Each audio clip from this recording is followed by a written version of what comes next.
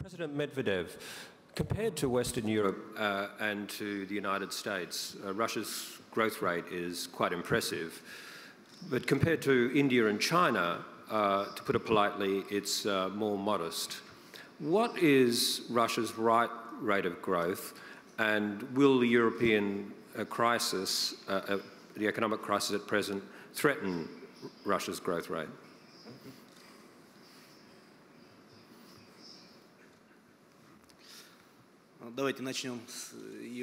Let us begin from Europe, European Union and Euro. We wished our European partners to overcome this difficult stage as fast as possible because of the simplest considerations. Russian Federation is a very major partner to the European Union, and the European Union is our major partner. We've got $300 million of commercial turnover, which is quite a lot. At the same time, we hold almost half of our currency reserves in euro. And therefore, depending upon the way things fare in European Union, a lot of things depend on this country.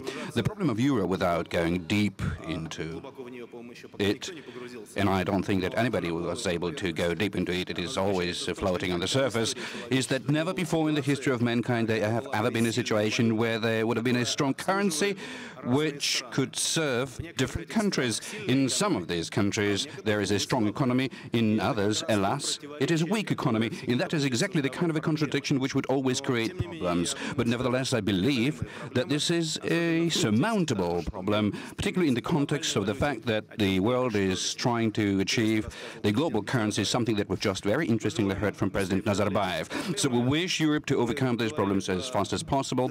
You mentioned about the fair and voluntary decisions. It will be good if that will come off.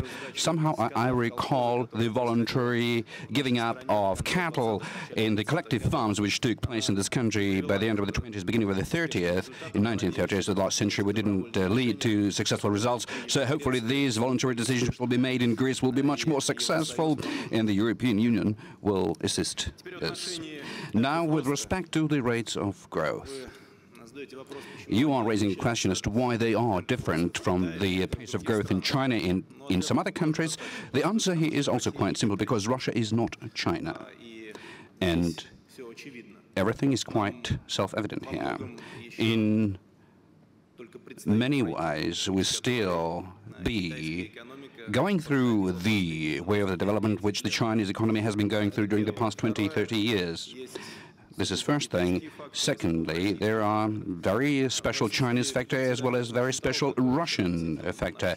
In the absence of Hu Jintao, I'm not going to analyze this special Chinese factor, which wouldn't be really very respectful on my part, but there are very special Russian factors, something that I've mentioned from this lectern, I believe quite candidly, maybe even too candidly for this kind of a forum, because at a forum it is usually the custom to say things about how good the economy is and why we are looking forward to see all of the investors come over here. And I believe that this task of such a debate is specifically not to only project a very positive picture, which we do have to a certain extent, but also share the kind of problems that we're experiencing right now. So if we resolve these problems, I believe that the rate of growth of the Russian economy will be quite comparable to the Chinese rate of growth, or the rate of growth in Brazil or in other countries with the turbulently developing emerging markets.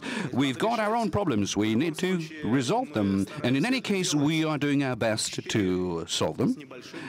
For some, 4.5% of growth this year, which is overall not bad, but there are things to improve. So we are fulfilled with confidence to achieve this task.